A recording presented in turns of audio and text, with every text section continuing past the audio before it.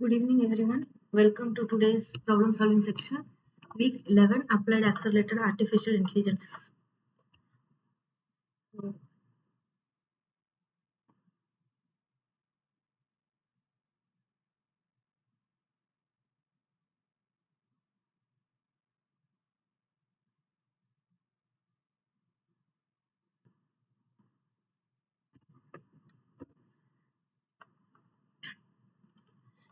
computer vision.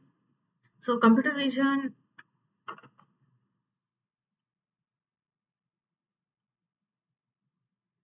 uh, we can see as the three main stages: acquisition, processing, and analysis. So, each representing like a step in how computers see and understand the visual information. So, computer vision is a field of computer science and AI that enables the computers to interrupt and make decisions based on the visual data, such as images or videos, similar to how humans see uh, using any image or the video. So image acquisition is like getting the visual data. So this is the first step, capturing the visual information, images or video, and this can be done using the sensors or cameras, scanners, or any other imaging devices. And the result is usually a digital image or a video stream.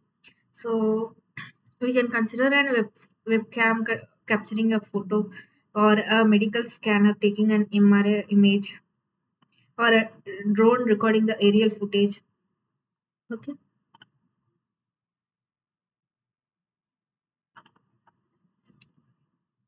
So next is like image processing, cleaning and enhancing. So this step prepares the images for deeper analysis by enhancing the and filtering or transforming the raw data.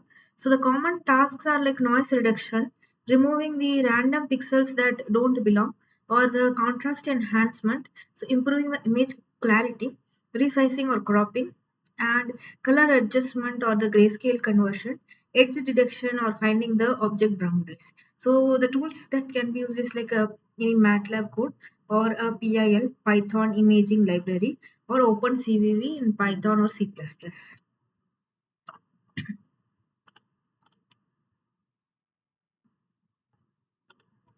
So next is like image analysis and understanding, which is like extracting. So this is where the computer recognizes the pattern, detects object, and makes decision based on the image. So the common analysis tasks are like object detection, face recognition, image classification, or segmentation and tracking. And the tools that techniques such as deep learning, like CNNs or YOLO, and pattern recognition or feature extraction.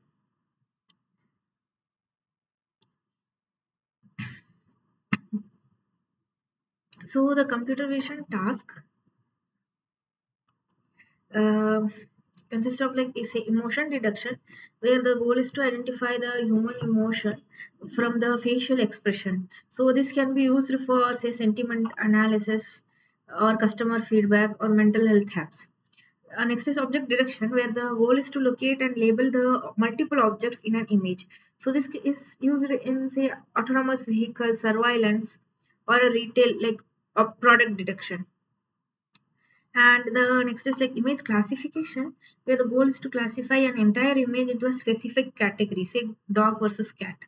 And this can be used in medical imaging, animal recognition, planet, like any in the agriculture, such as for plant disease detection. And next is face recognition, where the goal is to identify and verify a person based on the facial features. So this is used for security system, attendance system, and phone unlocking. And object tracking, where the goal is to follow a specific object across video frames, and use it for traffic monitoring, sports analysis, surveillance. And the video analysis analytics is like extract the meaningful information from a video stream. So say crowd analysis, behavior detection, retail analytics. And segmentation, where the goal is to divide an image into meaningful regions like background versus object, and useful in medical imaging, autonomous driving, satellite image analysis. This is like brief about the computer vision.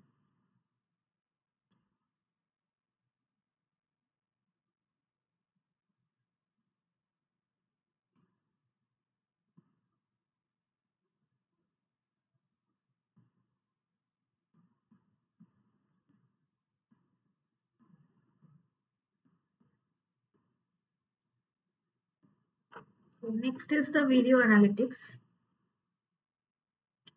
So video content analysis or the video content analytics is also known as the like video analysis or video analytics, which basically is the capability of automatically analyzing videos to detect and determine the temporal and spatial information elements.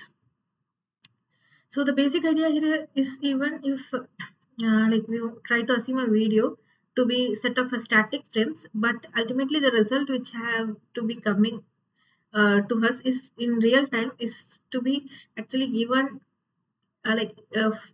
from a video itself. So like it's instead of just trying to have a static image, uh, trying to do say bounding box on that, we will have to actually do a video analytics or a bounding box inside a video. So when the video frames are moving, so this is like to determine the spatial and temporal events. So video analytics is a like a field of computer vision that involves analyzing video streams to detect, track, and understand patterns, objects, or events in real time or from recorded footage. So the purpose is to extract the meaningful insight from the video data for decision making, automation, and monitoring. So stages in the video analytics is like acquisition, processing, and analysis, like how we saw the three steps. So acquisition is like capturing the video, say from a CCTV or a drone or a mobile camera. Then is a processing, so frame extraction, noise reduction, enhancement, and next comes the analysis. So detecting, say, people or object, or tracking the movement, recognizing the action, counting the events. So the application includes security and surveillance, so intrusion detection, motion detection, or retail like customer footfall counting, heat maps, traffic monitoring like vehicle counting, speed detection, accident detection, and smart cities like crowd management and event detection, healthcare like patient monitoring in the hospital. So the techniques used are like object tracking. So if we say object detection is like YOLO or SSD, object tracking like deep sort or Kalman filter, then face recognition, action recognition, anomaly detection. So next is why video analytics. So the use case is if we see the increasing rate of the crime calls for effective security measures, security personal IP cameras, CCTVs are usually employed for these reasons. So the data is tremendously getting generated and we have got all this data with us. So but how is that we are going to actually come out with a certain specific informative decision results? So that is why the video analytics is gaining a lot of importance and human vigilance is required in each case which is bound to induce errors. Now the idea is that like we can automate everything. So the IP cameras or the CCTV, everything in is like the proof. So but still we have to depend on a human vigilance which tries or wherein like certain errors might be induced, right? So the idea is this, can we like automate this?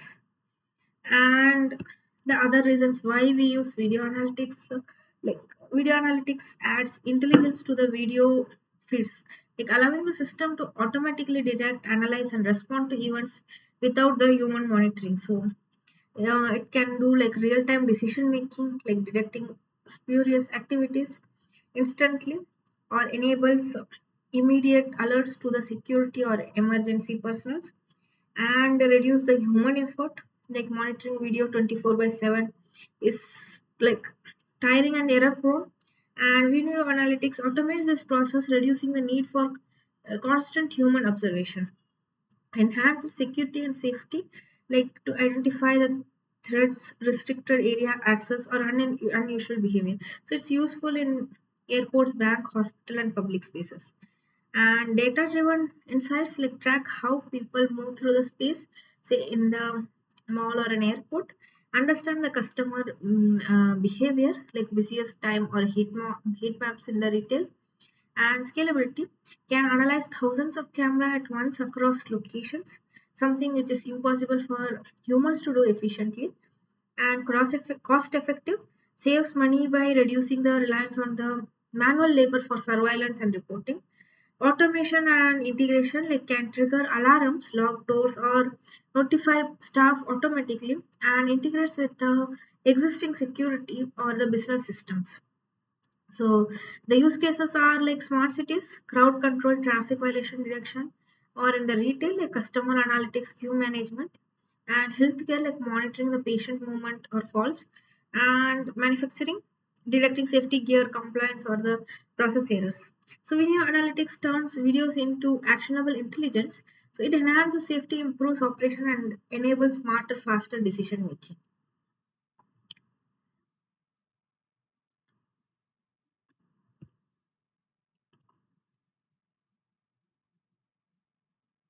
So if we see this market size for people who want to do the research in the area, like this is basically some market research analysis report which talks of how video analytics business is like going to actually grow by uh, in terms of the USD from 2016 to 2028.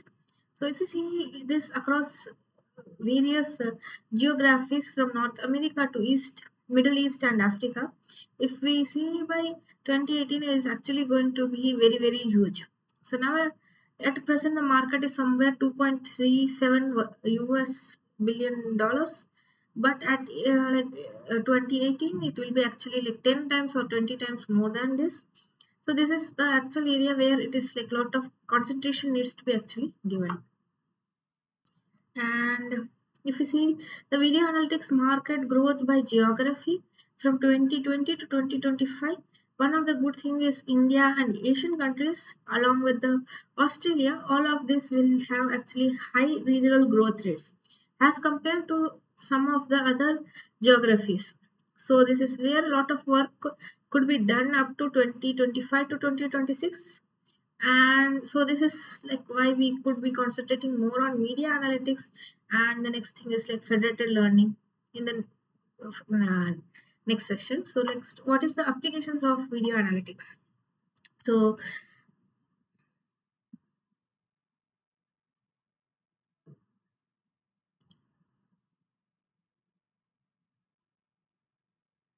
like security and surveillance, like intrusion detection, motion detection after hours, perimeter breach alerts, or unattended bags like using object detection. And next is like traffic management where like vehicle counting and classification, speed detection, traffic congestion monitoring, red light or stop sign violation detection, accident detection and alerting.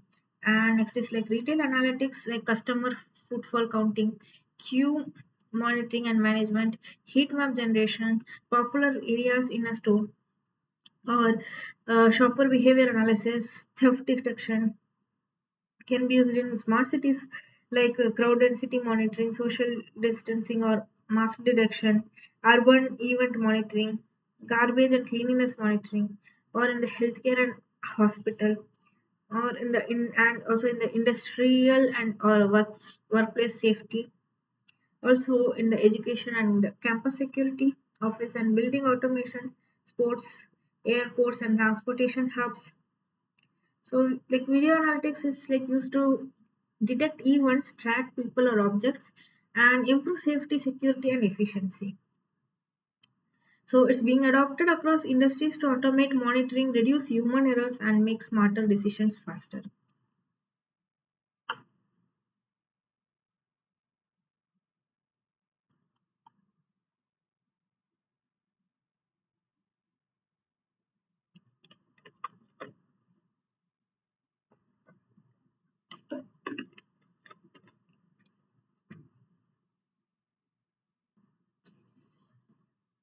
So deep learning for the video analytics.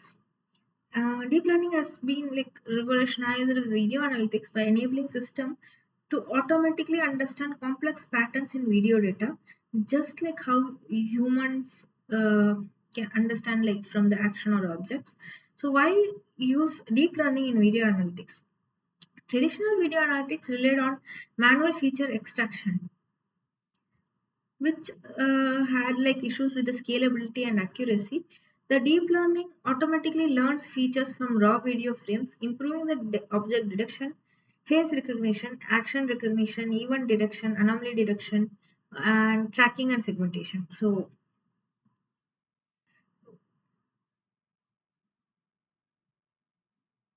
the deep learning like uh, can be used in the pre-processing step like resizing, normalizing the frames. This step will prepare the input for the DL model, and in the analysis step, the deep learning models will analyze the content, the detection, uh, object detection, etc. So the convolutional neural networks examples are used like which is used for object detection, classification, and face recognition includes example models like YOLO, Faster, RCNN, and ResNet. And recurrent neural networks or LSTMs, which capture the patterns across video frames for action and behavior detection, ideal for analyzing sequence of frames. And we have 3D CNNs, which extends CNNs to 3D, spatial plus temporal to process multiple frames at once. And C3D for action recognition is an example. Transformers like emerging transformers for video understanding, like video vision transformers, and good for modeling long range dependency across frames.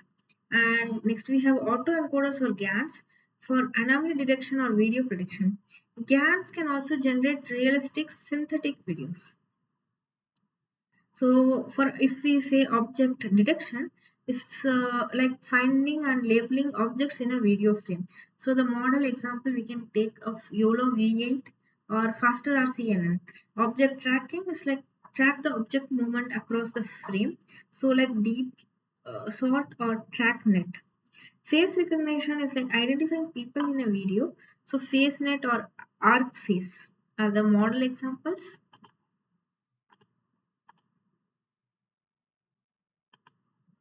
And next is like action recognition. So classify what activity is happening, such as whether walking or fighting. So example models can be used as C3D, I3D, or slow fast. And anomaly detection like detect usually events. So autoencoders or LSTM GAN.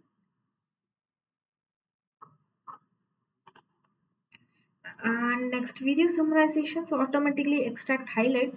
So CNN plus RNN combinations can be used. So what are the real world examples like retail, detect shoplifting or crowd congestion, security, smart cities, healthcare, like monitoring the patient behavior, or sports, analyze game footage and player performance. So benefits of deep learning in video analytics is like high accuracy, learn complex patterns automatically, can handle noisy or low quality footage, scalable for large camera networks, adaptable to new scenarios for transfer learning. And next is how it works.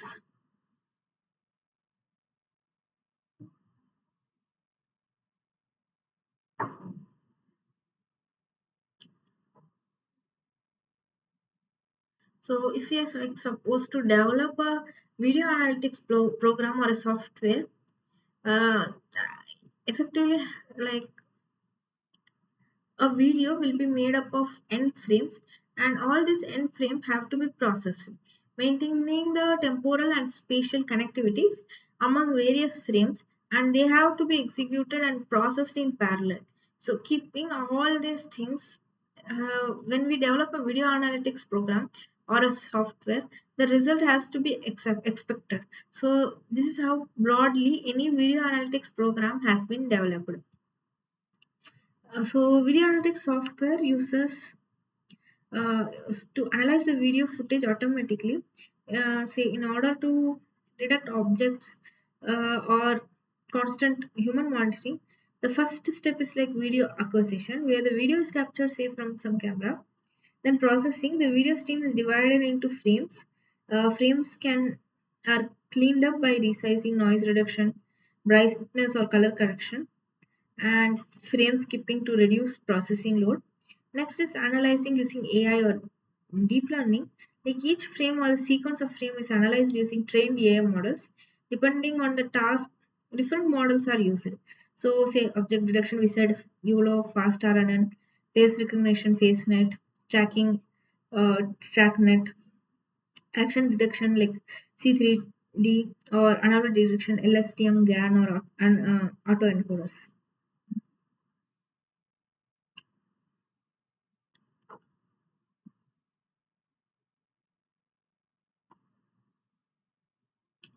So, video analytics involves object detection, object tracking, visual tracking, or the and the image tracking, video tracking. Then we have got the video classification. So all this needs to be done, and we have to detect the object. Then we will have to track the location of the object, keep it tracking it. Then like there are various way of doing it, like visual tracking. We can track the image and we can do visual tracking, video tracking as well. And then we can do the video classification. So which has to be done, like which all has to be performed. So event detection and alerts, like once an event or an object is detected, the system can trigger like some alarm or notification to highlight the instance. The next step is storage and insights, like video or the event can be stored in the database or the cloud. So used for report and analytics dashboards and integrate with other systems.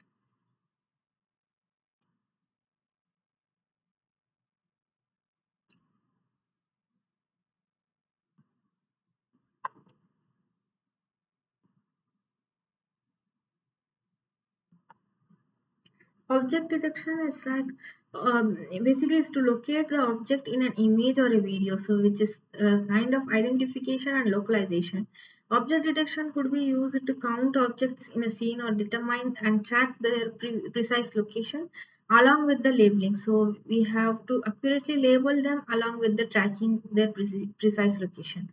Object tracking, the basic idea is that program has to take an initial set of objects which are detected, and then we need to develop a unique identification for each of these initial objects, and then track the detected object as they move around the frames in the video. So it is something like we are trying to track how the object moves during the whole video. So this is how basically it is supposed to be like performing. So we are supposed to perform the object detection and to do the next to do the object tracking. So object tracking versus object detection. So if we see the difference, we are detecting it, and then in the left uh, here we are just trying to detect it in the left one, and in the right it is tracking. So once detected, wherever that is going or wherever it is moving, it is being tracked by this. Actually it is video, so I have just kept a screenshot. So this is the basic difference between the object detection and tracking.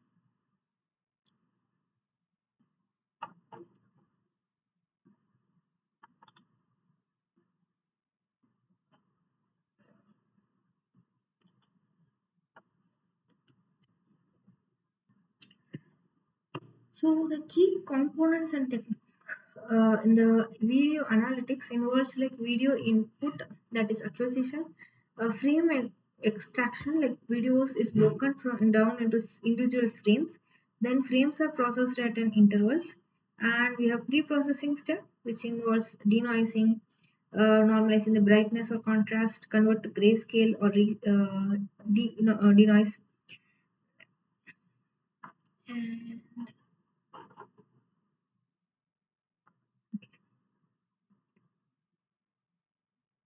so computer vision or AI based analysis like involves applying MLDL to detect the and interrupt the visual content.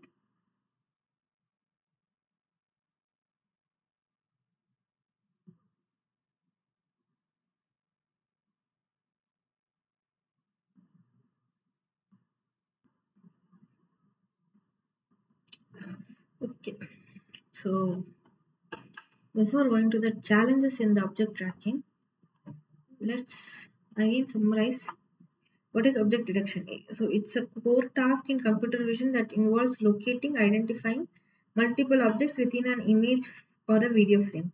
So what it does, it is like giving the two answers. First is classification, what is the image, next location or localization via bounding box, so where it is. So how it works, so image or video is given as an input, feature extraction, a CNN learns visual features, then prediction class of each object, bounding box location, post processing, like thresholding or non-maximum suppression, like removes the overlapping boxes. And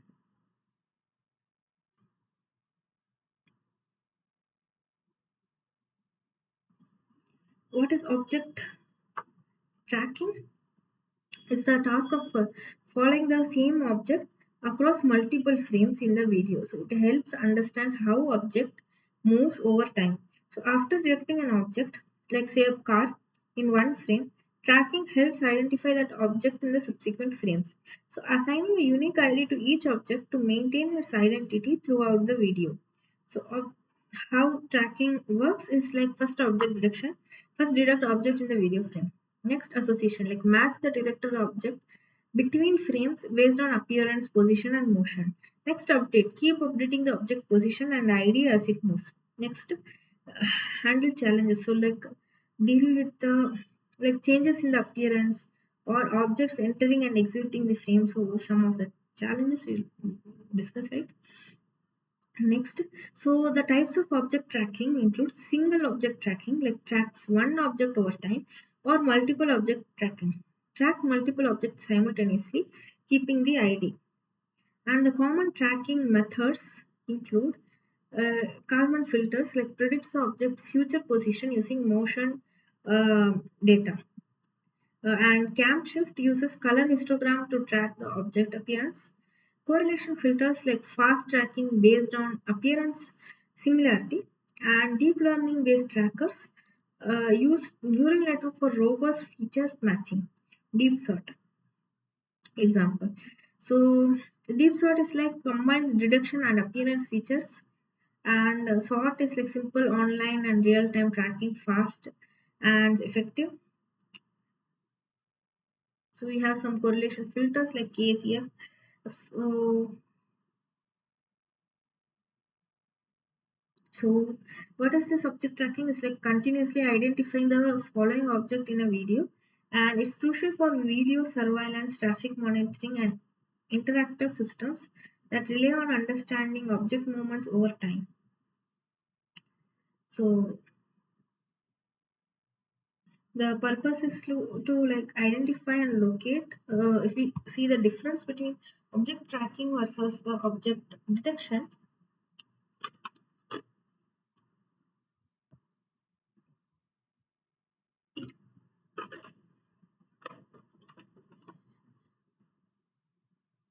so the object detection, the purpose is to identify and locate objects in a single frame. Object tracking involves like following the same object across multiple frames.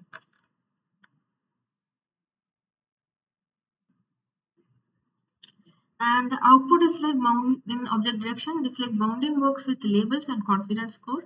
And mainly it will focus on what and where objects are in the image. And say example, detecting cars in each frame. And usually like it will run independently on each frame. So it is less complex per frame. And counting example like applications like counting object face recognition. Next.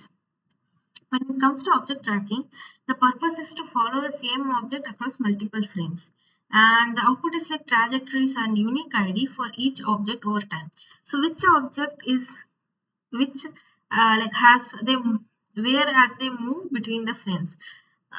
And the example includes tracking each car's movement through video. And dependencies is like it depends on object detection results to track objects, and it's more complex due to association and identity preservation. And it is useful in surveillance, behavior analysis, and trajectory prediction. So, what are the challenges in the object tracking? First is like objects may get blocked by other objects or go behind obstacles, making it hard to track continuously. Next is like appearance changes, such as object may change size, orientation, lighting, or shape, causing the trackers to lose them. And similar objects, like multiple objects with similar appearance, can confuse the tracker, leading to ID switches. And fast movement such as rapidly moving objects may cause motion blur or sudden position changes, complicating the tracking. Next is camera motion. Like if the camera itself moves or shakes, it makes it harder to distinguish object motion from camera motion. Scale variation, like object moving closer or farther from the camera change size, so requiring the tracker to adapt. Background clustering, like complex or dynamic backgrounds, may cause false positive or distract the tracker. Entry or exit of objects. New objects entering or leaving the frame make it challenging to maintain consistent tracking IDs.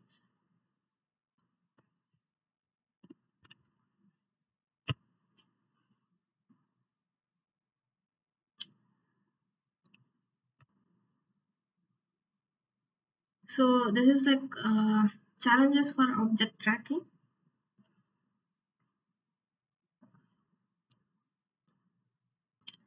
So if we are talking about of training and tracking speed, at what speed we are supposed to be training and what speed we are supposed to be tracking.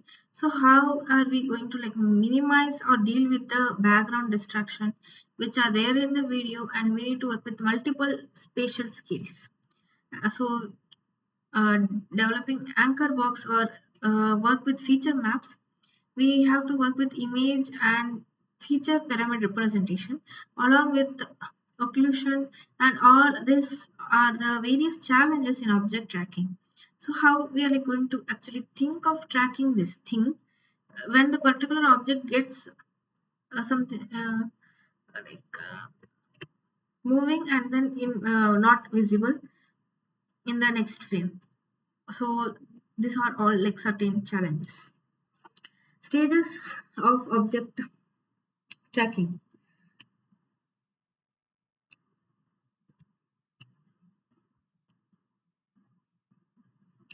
So object detection is the first in the designation or detection, like wherein the target which are of our interest, and basically could be like the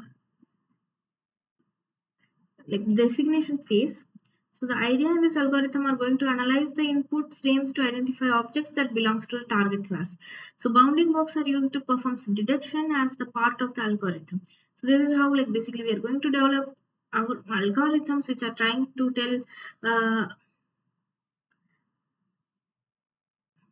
like the for certain application. Say the detection is the first step in the detect objects in each frame. So you can use object detection model like YOLO or FastR RCNN. So this gives bounding boxes and class labels for all the objects of interest in the current frame. So without detection, tracking isn't like we don't start or update. Motion prediction. So predict where each tracked object will appear in the next frame based on its previous motion. Commonly done using filters like Kalman filter or a particle filters.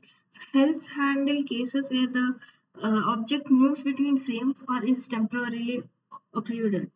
And prediction narrows down the search area for the object in the next frame, improving the tracking accuracy. Recall, this step matches the detected object in the current frame to the predicted position of tracked object from the previous frame. So it solves like which detection corresponds to which track problem. Techniques include nearest neighbor matching based on position, appearance similarity, color histograms, deep features. So there are some algorithms for the optimal assignments. And successful association updates the object trajectory and identity. So if no match is found, a new track may be started or the lost track may be terminated after some frame.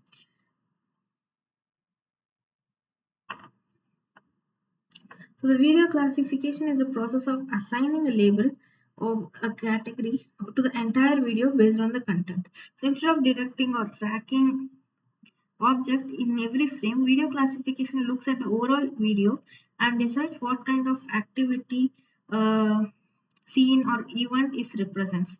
So classify a video as like a cooking video, playing saucer, or a traffic jam.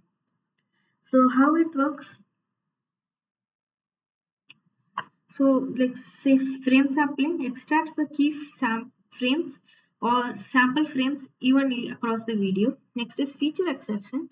Use CNN to extract spatial features from each frame, or use temporal models like RNN or LSTM or transformers to capture motion and sequence information.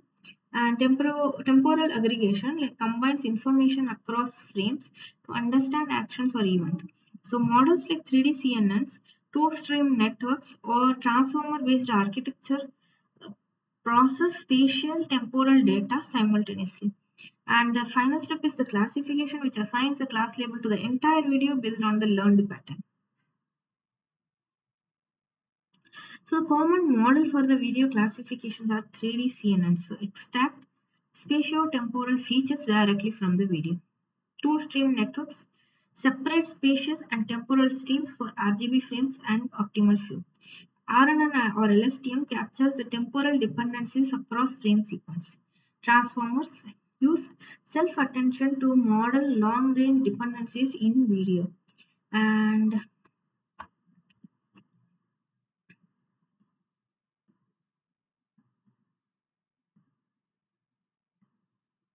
explanation, like understand how we develop such a system. So the idea is whatever we have, like the total thing of like,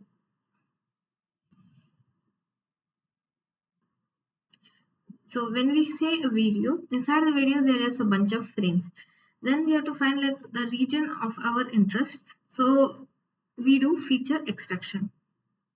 Then we have predetermined features or predefined features.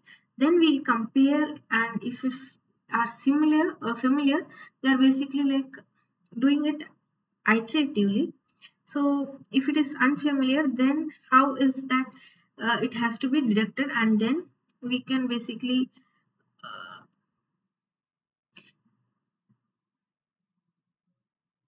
say for the next frame. So next we will see about deep stream.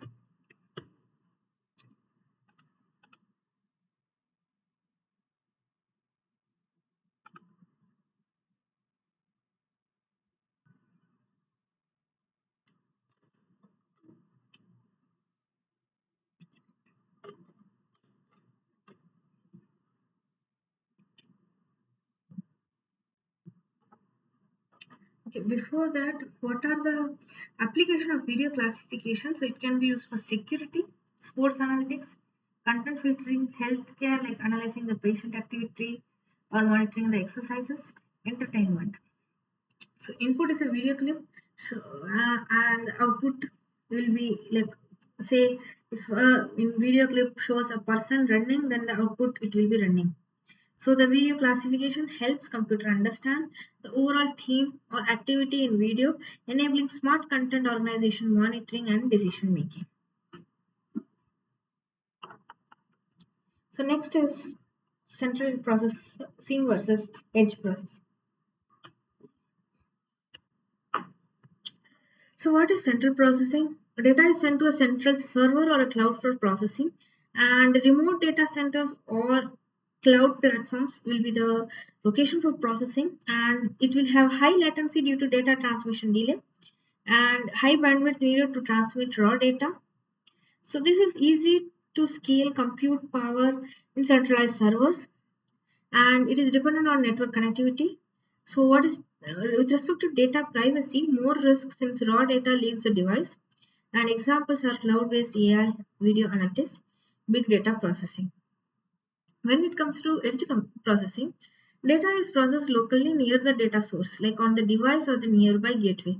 And on devices like cameras, smartphones, or local edge servers, the processing takes place. And hence, low latency because processing happens locally. Lower bandwidth has only processed results or alerts are sent, and limited by the local hardware sources. So it's more reliable is in offline or low connectivity environments, and better privacy as data stays local. On camera AI for real time object detection, IoT sensor processing. So when to use each of this? Say for example, we want real-time low latency requirement, then we can go for edge processing. When it is complex analytics needing heavy computer, then we can go for central processing. When we have limited network or privacy concerns, edge processing is best. When it's large-scale data aggregation and learning, then central processing is required. Central processing is powerful and flexible but can be slower and bandwidth heavy. Edge processing is faster and more private but limited by local hardware.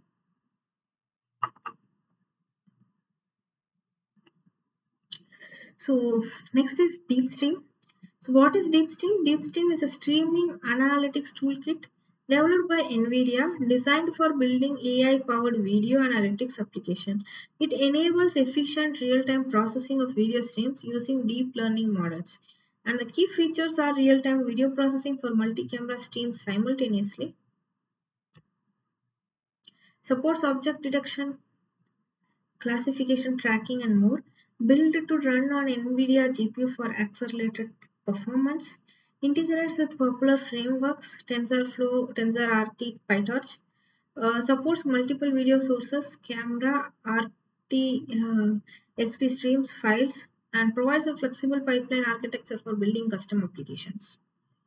Why to use DeepStream? Because it is has high performance, like processes hundreds of video streams with low latency, and it's scalable, like suitable for edge devices like NVIDIA Jetson and data centers.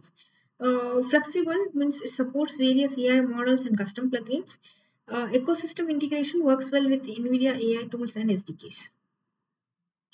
So typical use cases like in the smart city, like traffic monitoring, pedestrian counting, retail like customer behavior analysis, queue management, security and surveillance, industrial IoT like equipment monitoring and anomaly detection. So how deep stream works? So we have an input which is a video stream from a camera or a file, then pre-processing like decode and prepare frames for inference. Inference like run deep learning models for detection, classification, and post-processing like track objects, analyze metadata. And output is display results, send alerts, and store data. DeepStream is a powerful NVIDIA SDK designed for building efficient AI-driven video analytics application, capable for real-time and multi-stream processing on edge or cloud platforms.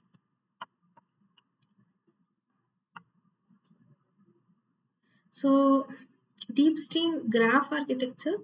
DeepStream uses a pipeline-based architecture built on GS stream streamer, where video streams flow through a series of connected components, elements to perform processing steps. So the core concept is pipeline. A pipeline is a directed graph of elements connected in sequence. So each element processes data and passes it to the next step. So this enables modular, flexible, and efficient video analytics workflow. And typical deep stream pipeline graph components include like say source, which is capture video input, decoder, compressor video frames, processing resize normal and format conversion, inference engine runs deep learning models, tracker tracks object across frames, post processing metadata generation and filtering, Tyler like combines multiple video streams into one display, encoder compresses output video streams, and then sync, which is output video or metadata. So pipeline can handle multiple sources simultaneously. Elements can be customized or extended using plugins. So metadata about detected objects can be accessed at various points. The pipeline is optimized for NVIDIA GPU to maximize throughput. So the Deep Streamer's graph architecture is a GStreamer based pipeline connecting multiple processing stages in a flexible way, enable efficient real-time video analytics with AI models.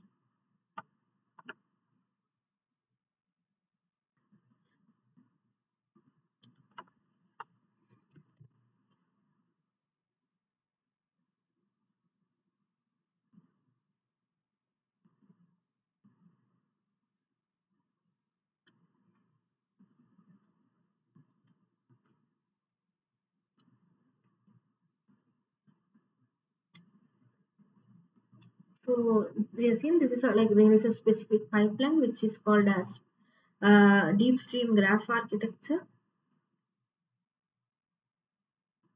So it's like it helps us for the end-to-end deployment of any streaming application, and it starts with something called as capture, and it ends with something wherein we will have output, some output. So this is like a total framework from starting to the ending, and there are various hardwares for each of these stages could be run. So the first step is to capture the data from multiple cameras. It can be through real-time streaming protocols, or it can be raw data, or the particular model captures information. It can be done on CPU. Then there is something which we need to decode, and there is some portion which we need to decode. So decoding is done using NVDC, and this basically is a model which does some decoding. We will share the I think this there are some links here where each module in detail are explained in the NPTEL. So but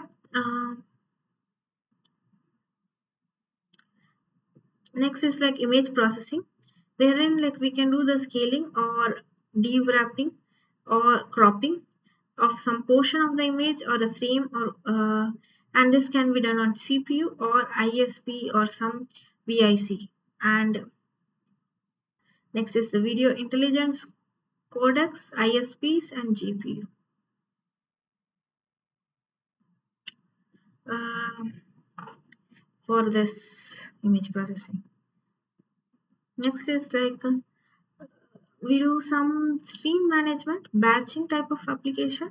So this is done in CPU, and this is a deep learning accelerator. This is a GPU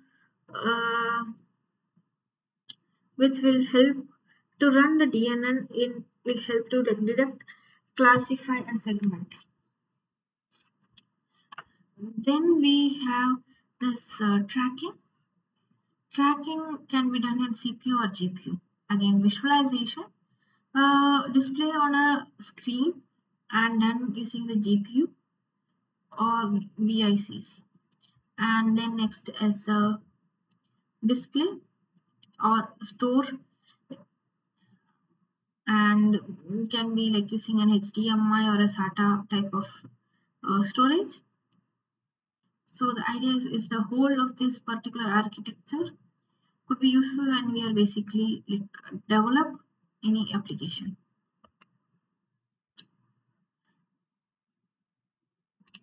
So what is deep stream app? DeepStream app is the official reference or the demo application provided by NVIDIA as a part of DeepStream SDK. So it's a ready-to-run example showcasing how to build and run real-time AI-powered video analytics pipeline using DeepStream. So features of DeepStream app: multi-stream video processing, supports processing from multiple video sources simultaneously, and configurable via INI files. So we don't need to write any code. Behavior and pipeline components are defined using the configuration files. And supports multiple AI models like object detection, classification, tracking, and segmentation, and etc. Real-time metadata display like shows bounding box, labels, counts, or on video outputs. Flexible pipeline combines decoding and inferencing, tracking and display. So extendable, we can add some custom plugins or change parameters easily. And cross-platform like run on NVIDIA Jetson devices and x86, say 64-bit platform with GPU. So why to use a DeepStream app?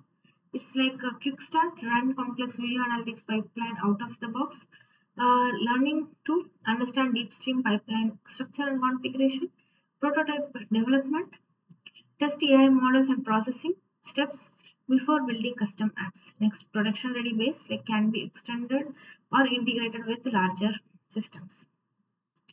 How does stream app works? So input, which reads the video stream based on source specified in the config file, decoding and processing like converts input image videos into unusable mm, frames, any usable frames. Inference like runs deep learning models or frames. Tracking tracks object undetected object frame to frame. Output displays the video with overlay or saves output or stream metadata. And we can find this like it comes with pre-installed with deep stream SDK, and we have so there is some GitHub repo also. So DeepStream app is a fully functional configurable DeepStream demo app ideal for quickly deploying AI video analytics and learning how DeepStream pipelines operate.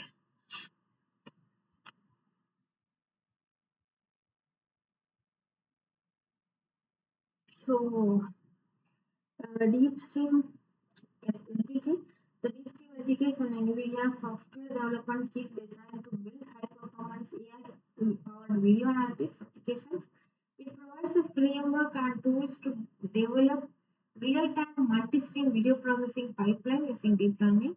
And the key features include multi-stream video analytics, process dozens or hundreds of video streams simultaneously, built on GStreamer like modular flexible pipeline architecture for video processing, optimized for NVIDIA GPUs from Jetson edge devices to data center GPU, supports various AI models like object detection, classification, segmentation, tracking, and more.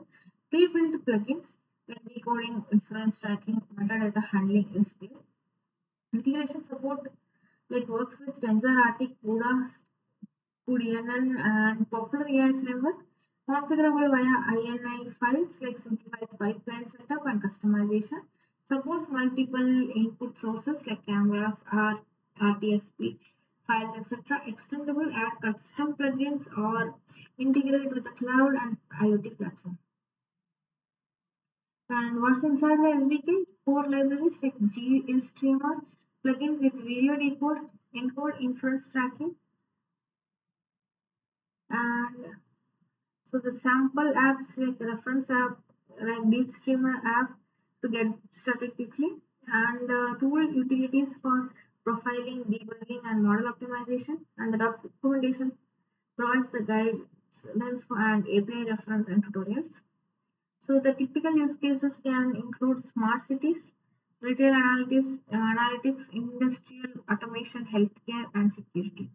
So the supported platforms are NVIDIA Jetson family, Nano, TX2, Xavier, NVIDIA GPUs in server and desktop, compatible with Linux and Windows for x86 platforms.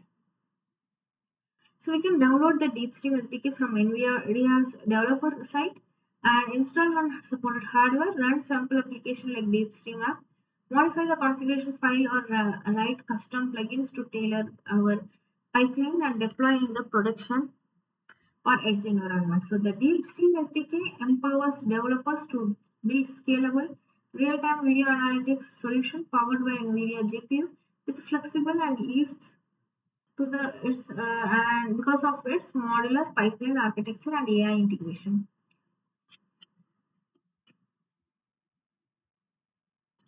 So why use DeepStream SDK?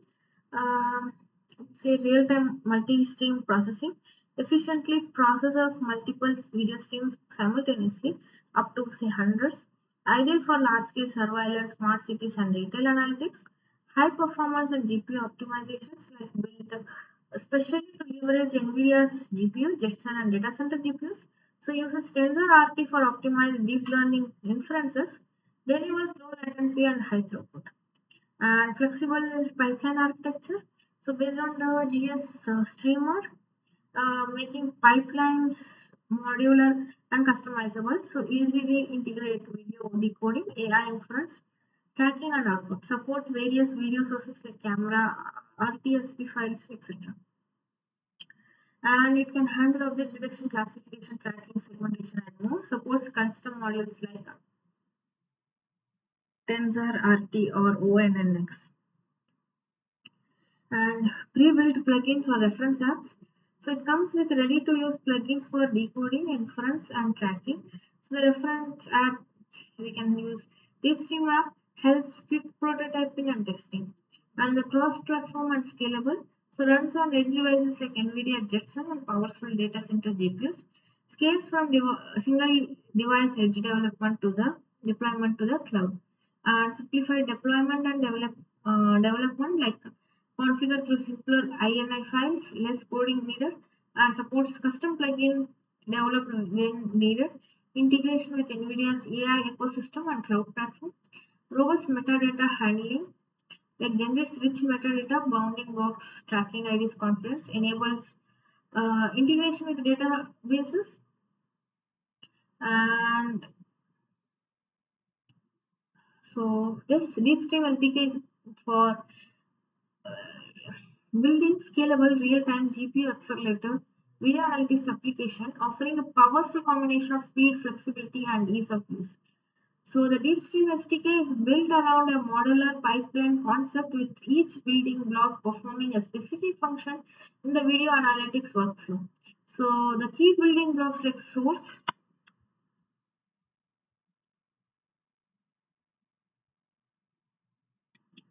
uh, where we have an input video stream or the image, uh, decoder which decodes compressed video stream into raw streams is essential for preparing video data for analysis. Next is like pre-processing operations like resizing, normalization, color space conversion, prepares frames to match the input requirement of the AI model, and inference engine runs deep learning models on frame, uses TensorRT for high performance inference, so supports detection, classification, segmentation. Tracker tracks detected objects across frames, assign unique IDs to maintain object identity over time, supports algorithm like deep sort. Pre-processing, sorry, now we have done the tracking. So next is post-processing. So applies logic to filter, classify or aggregate inference results, generate metadata for detected or tracked object. Tyler combines multiple video streams into single output view, useful for monitoring several cameras simultaneously. Encoder like recompresses process video for storage and or streaming. Supports formats like H.264 or H.265. Sync like output the process video and metadata can be display window file RTSP streams or message and next is metadata handling like managing data about directed object bounding box and enables further analysis and storage. So there are custom plugins like developers can create custom plugins to extend functionality. Example specialized analytics or integration with other systems.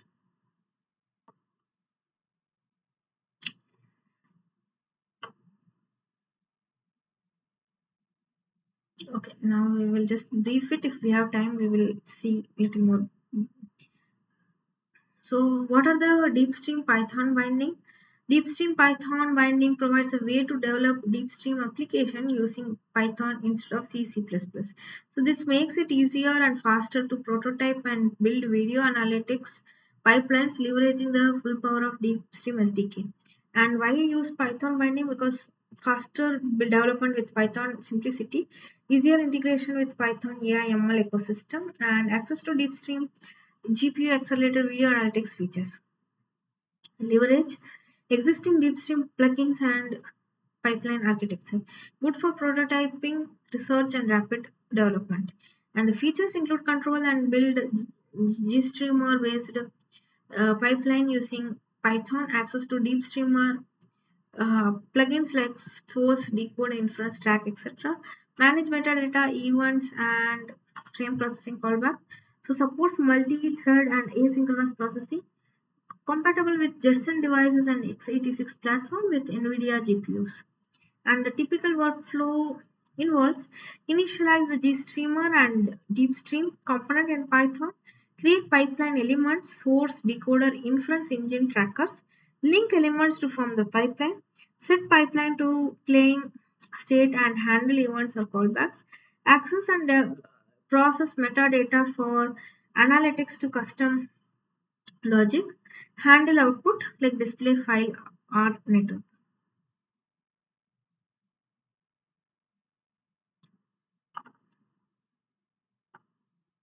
So we'll go to previous year questions.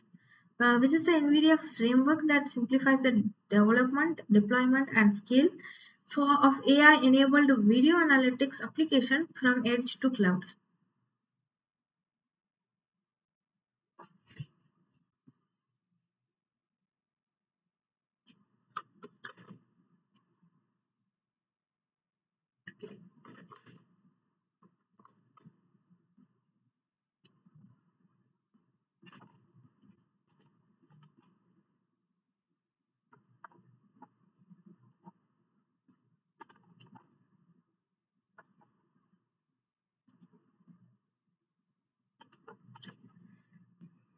So the answer is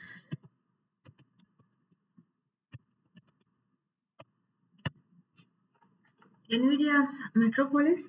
It's a framework that simplifies the development, deployment, and scaling of AI-enabled video analytics from the edge to the cloud. So it focuses on smart cities and video analytics, etc. And this is the Merlin is a framework for building recommender system, and Riva is a framework for building conversational AI like speech and natural language processing. And this one, it stands for data loading library used for efficient loading and augmentation in the deep learning. So, okay, next question. Deep stream pipeline can be constructed using.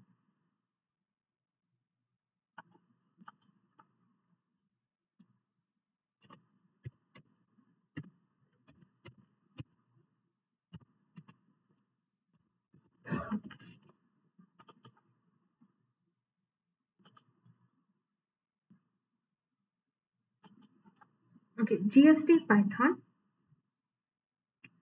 So DeepStream is NVIDIA's SDK for building AI-powered video analytics applications. So it is built on top of the GStreamer, a multimedia framework. And GST Python is a Python binding for GStreamer, allowing developers to build and manipulate GStreamer pipeline and therefore DeepStream pipelines using Python. And the other option, the VPython, is a 3D graphics module for Python not related to DeepStream or GStreamer. CPython refers to the standard Python interpreter, not a binding for GStreamer. And this one is a superset of Python used for writing C extension, not specifically for constructing GStreamer pipelines. So the answer is GST Python.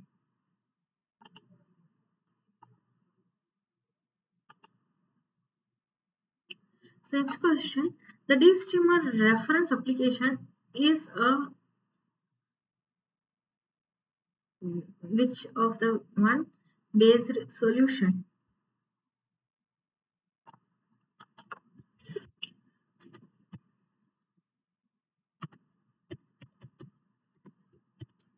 So correct answer is G stream.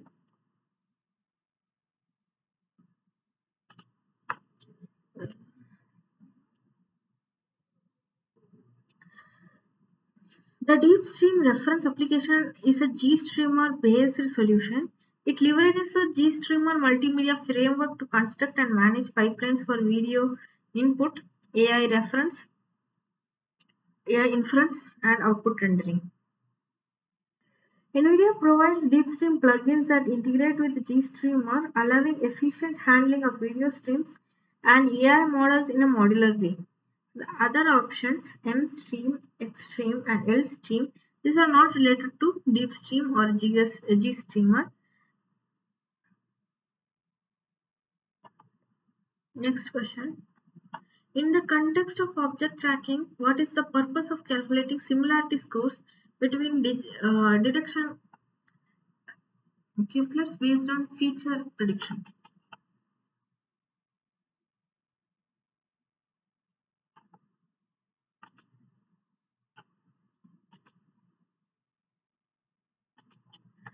Okay, the answer is to associate deduction belonging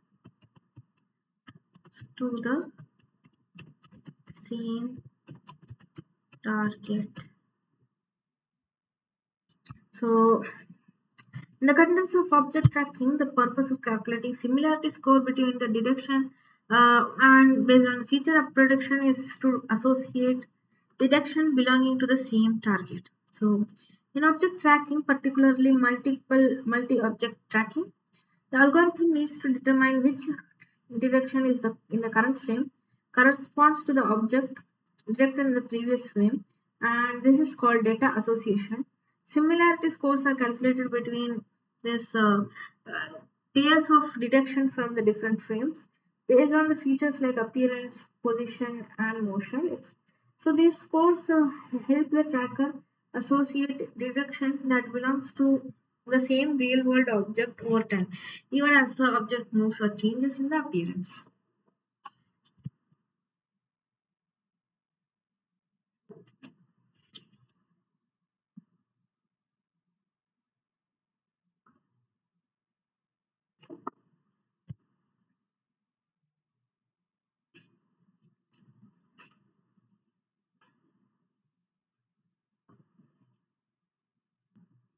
So the other options to filter out non-relevant deduction. So that's typically done earlier using threshold or classifiers, not by similarity scores in tracking. To analyze the input frame, like frame analysis is a broader task and not as specific to calculating similarity scores. To synchronize frame rates efficiently, frame rate synchronization is a video processing concern and not related to object tracking logic. So the similarity score is used to associate detection belonging to the same target. Next question. Select all the benefit associated with the deep stream SDK.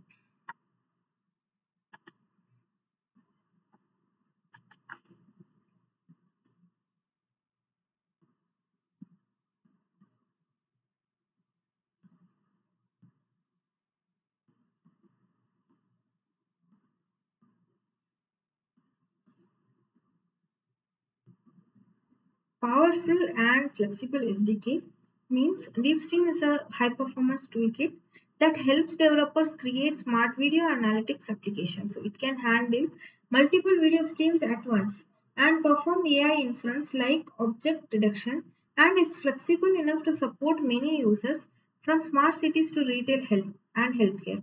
So the deep stream gives the tool to build video AI apps that can analyze dozens of live camera feeds at the same time. So it's like giving superpowers to the video processing application, and it works across different hardware from Jetson devices to edge at the edge to the powerful GPUs in the cloud.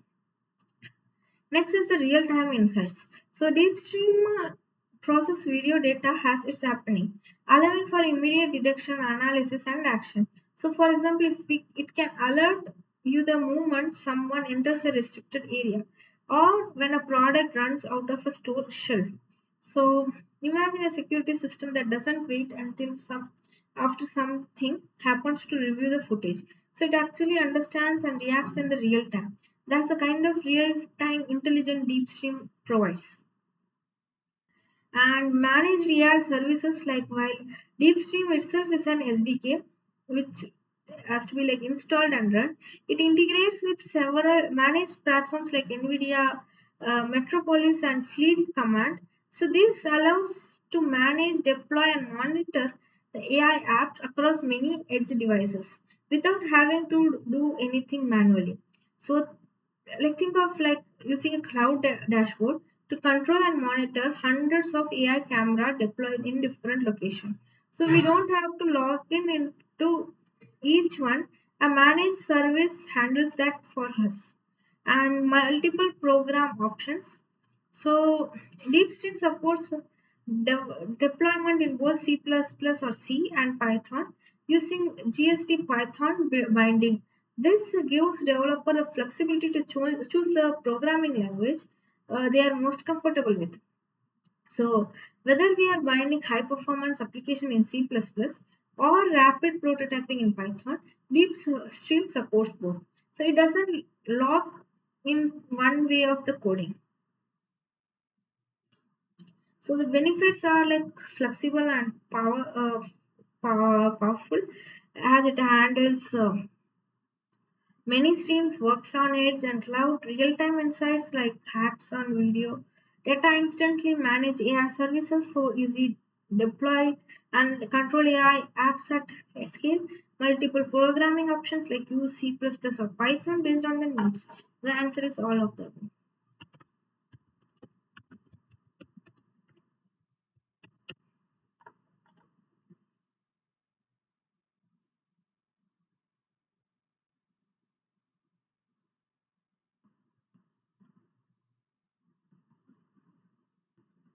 Okay, next question.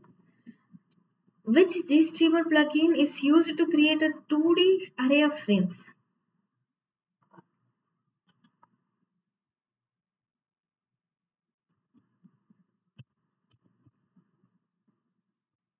So the answer is GST NV Multi Streamliner.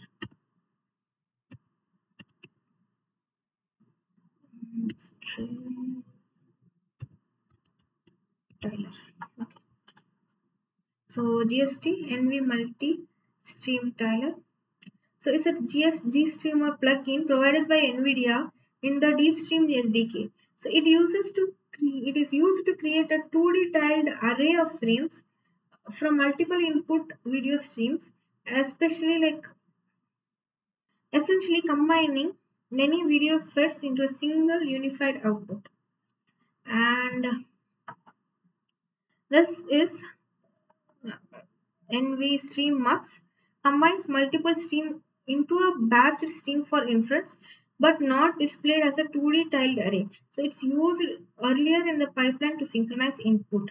NV Infer performs deep learning inference on video frames, example object detection or classification, but doesn't handle layout or tiling. NVDSOSD is like draws on-screen display elements like bounding box labels, etc. It adds visuals but not combine multiple streams into grid.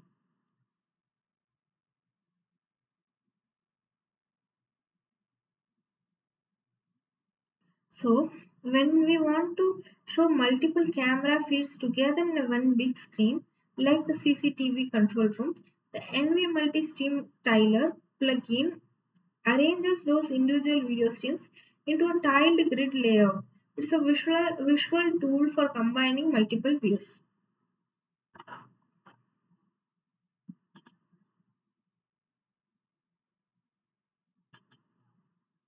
Yeah. Next question.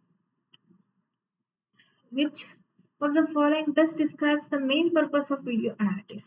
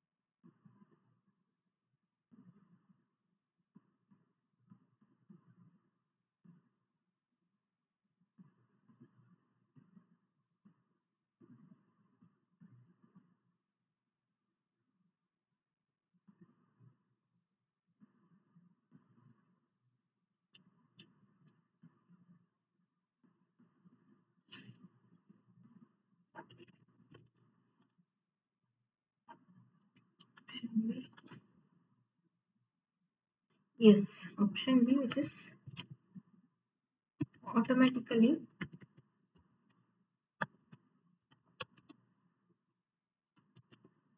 analyzing video to detect and determine temporal and space, spatial events. So the video analytics refers to the use of AI and computer vision to automatically process video streams in order to detect patterns, activities, objects, or events in both time, temporal, and spatial. So this is the core technology behind smart surveillance, traffic monitoring, retail behavior analysis. So the other option, encoding video files into different formats. This task is related to video transcoding or compression, not analytics. Generating 3D models from video footage. So this falls under 3D reconstruction or photogrammetry, not typically video analytics. Enhancing video quality through post-processing techniques. So this is known as video enhancement or restoration and not analytics. So video analytics is like teaching a computer to watch and understand video the way a human could. To know that when a person enters a room, when a car crosses a red light, or when someone leaves a bag unattended. So it detects what's happening and where and when it happens. That's spatial and temporal understanding. So the answer is automatically analyzing videos to detect and determine temporal and spatial events. Next, match the stages of computer vision with their corresponding component.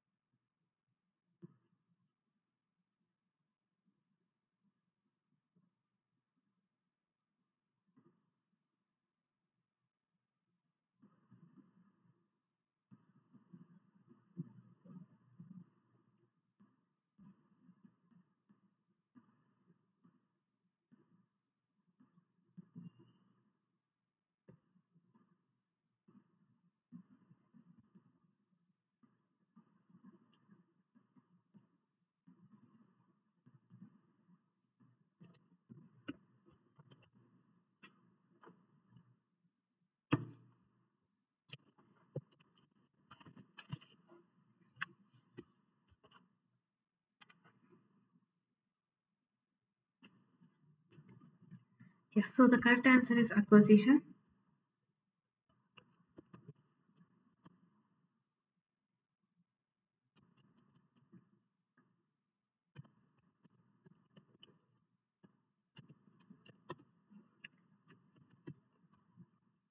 Camera. And for processing,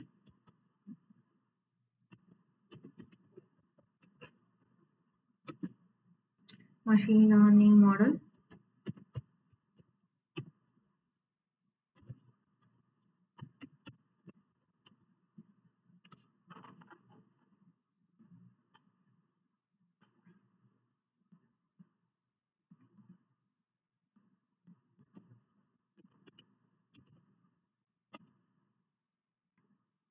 And for deployment,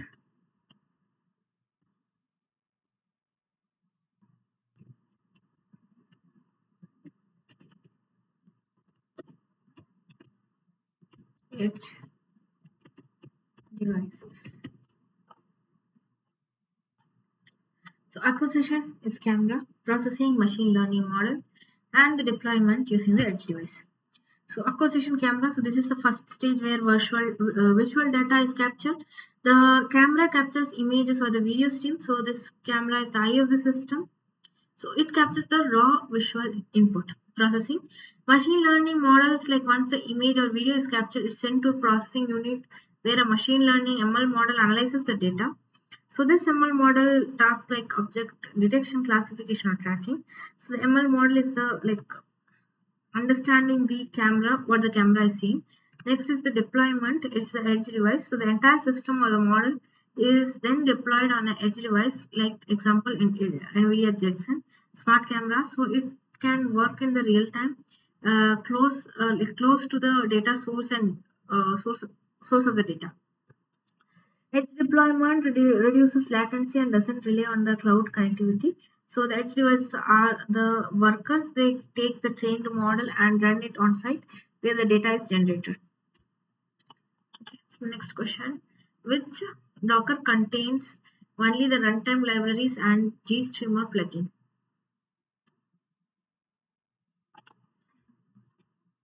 So the answer is base.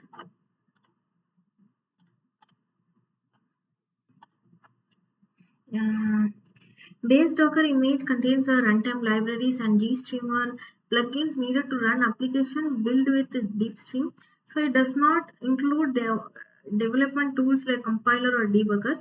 It's optimized for running, that is runtime. So the other option like IoT, so usually tailored for specific IoT device environment, not the minimal runtime. uh, Triton, NVIDIA's inference server image focused on serving models, not just deep stream runtime. And this Devil is like development image, which includes SDKs, compilers, and headers for building and compiling applications.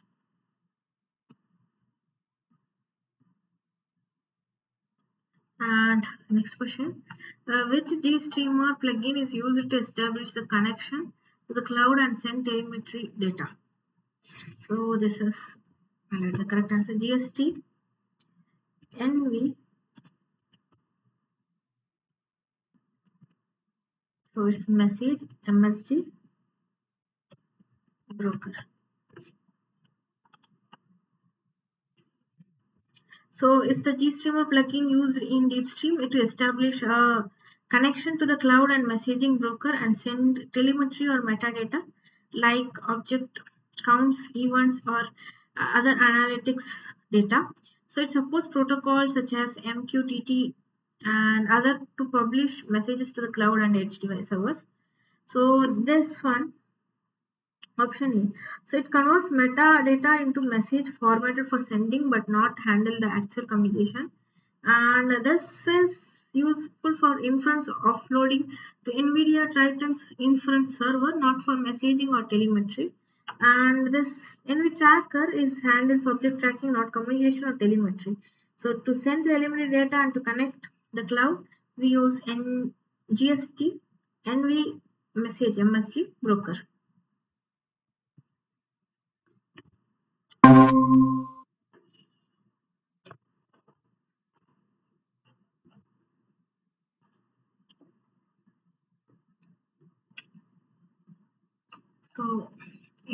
doubts till here?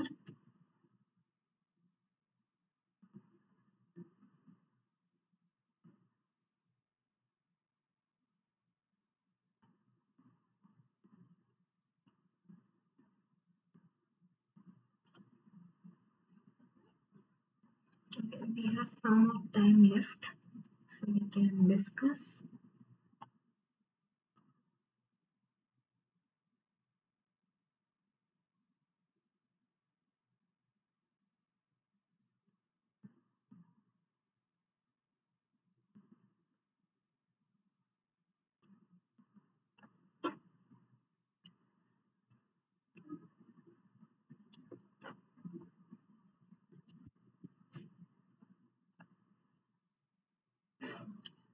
So the application architecture, um, this has various steps.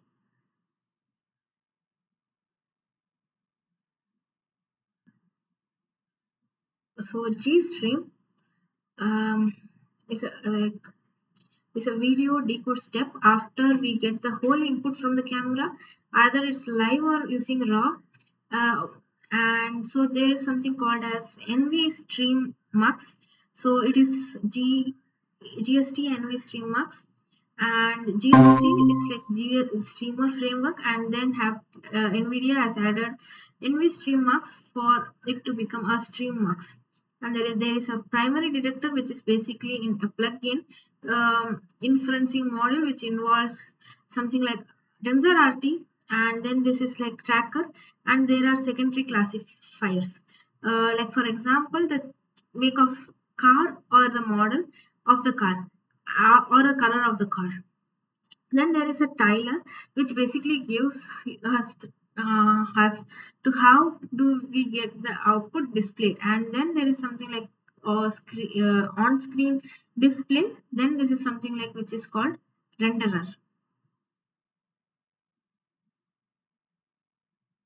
So if you see that like the steps are almost the same, but we are trying to link each of this with certain modules which are actually implemented using the GStream framework, which is effectively implemented or deployed using plugins which NVIDIA has as a deep stream, and which efficiently runs on inference as well as on the GPU. So this is the overall application architecture.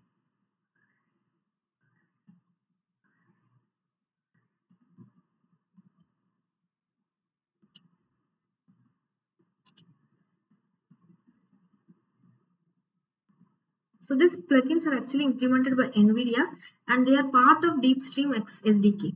The DeepStream Muxer plugin, which is called as GST NV Stream Mux, actually forms a batch of buffer from multiple image sources. So what do this plugin do actually? We are going to get a lot of buffers based on how many multiple input sources we get, and for each of these input sources, this GST NV stream mux is going to create a buffer for us. And then the preprocess plugin or the GST NV D DS preprocess is a preprocessing on the predefined region of interest for primary inferencing. So this idea is we will have a preprocessing plugin which will help us to preprocess the data based on the region of interest. And we have something called GST NV Infer, which is related to TensorRT. So this is an NVIDIA TensorRT based plugin which will help to do primary detection and classification. So we can actually use this plugin for detecting and doing some classification. Then there is something called as GStreamer NV Tracker. So this is a plugin which will help to work with OpenCV, and which helps to do object tracking with a unique ID. So using OpenCV for tracking, and then we are generating a unique ID. So this is a multi-stream tiler plugin which basically does or gives a 2D array of frames. So this is a tiler plugin, and we can do multiple stream tilers.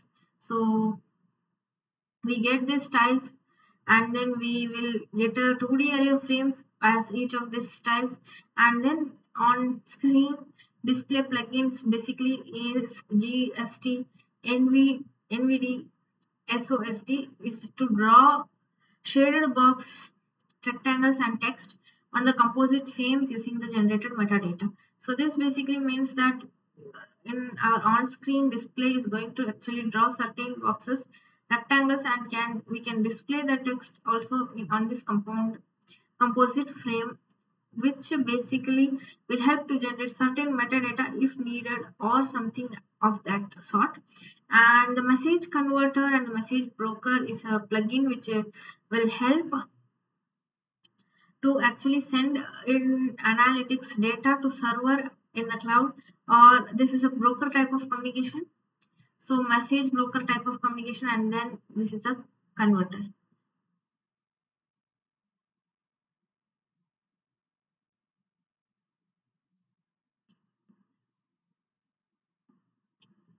So DeepSeek SDK helps us to actually do a complete streaming of some AI based video along with some analytics.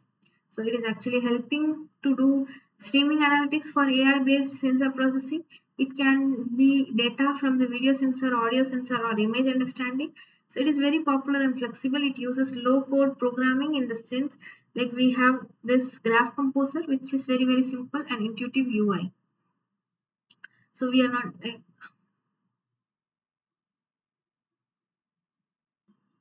so okay, I'll go to the DeepStream SDK.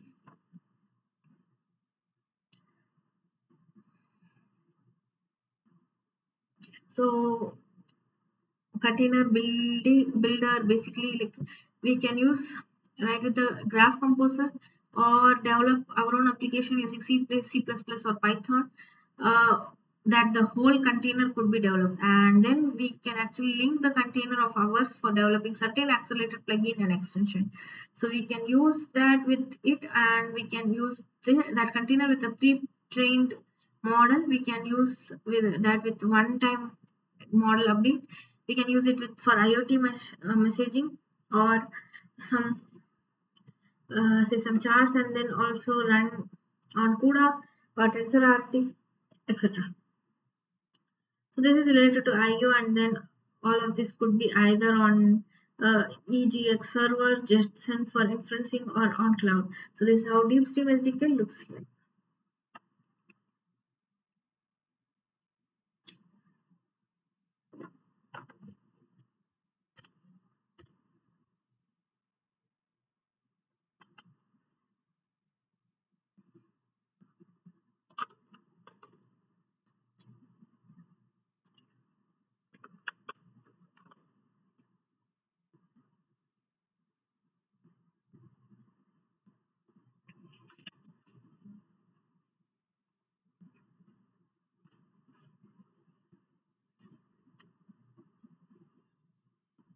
So for some example, some of the application wherein DeepSeek SDK could be used, all are being used. Like it is like access control, smart parking, or we have should like we have seen in the NPTEL class such as smart parking, and then these are used for retail analytics and checkouts. So we can also use it for intelligent traffic systems, law enforcement. So modular scalable architectures or application integration. We can work with various DNN deployment tools, and then multimedia imaging as well as deep learning.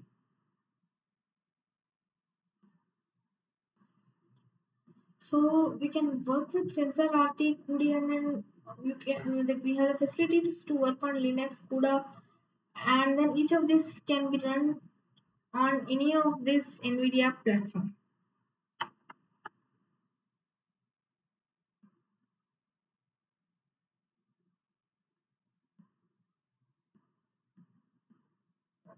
And if you see the platform and the OS compatibility, there are so many Jetson platforms. We are not like, but these are like various platforms on which inferencing can be done, and the majority of this OS is which we work with be Ubuntu, and then we have the Jetpack. We will use Linux for.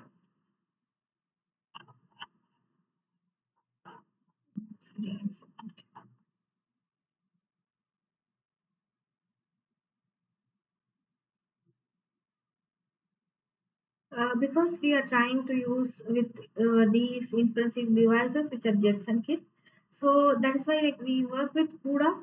So this is one thing which we should understand on how it is compatible of which OS, with which Jetson model and which deep stream release. So the same thing holds good for various GPU platforms.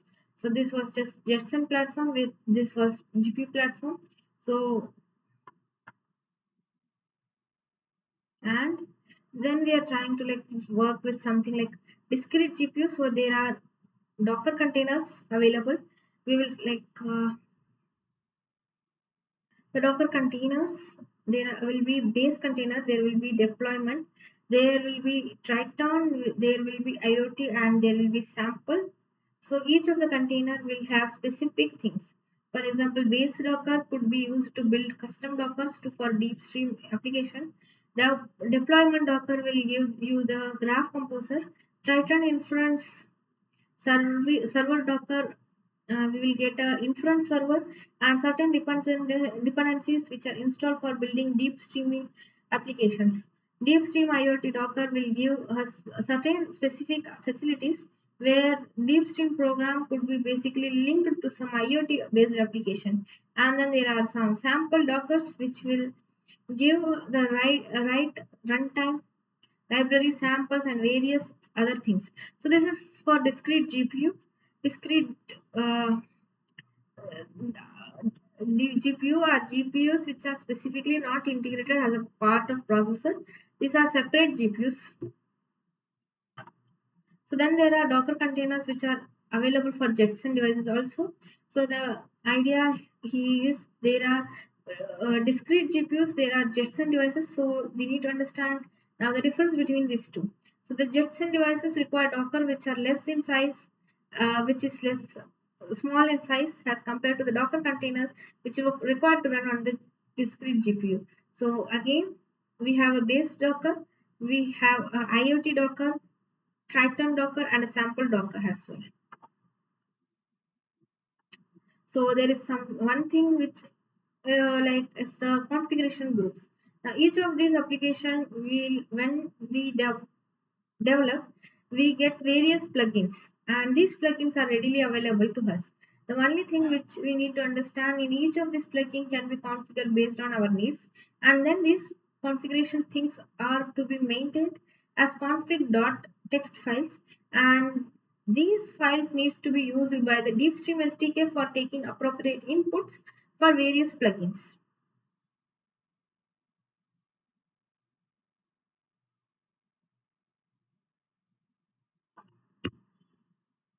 Okay. So any doubts still here?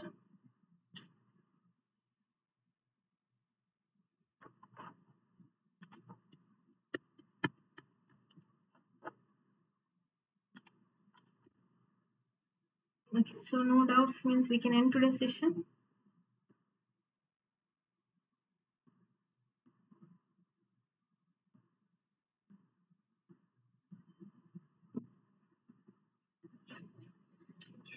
Thank you so much for joining. So for the week 12, we will meet on next Tuesday, 6 to 8 p.m. Okay, I will end today's class. Thank you so much for joining.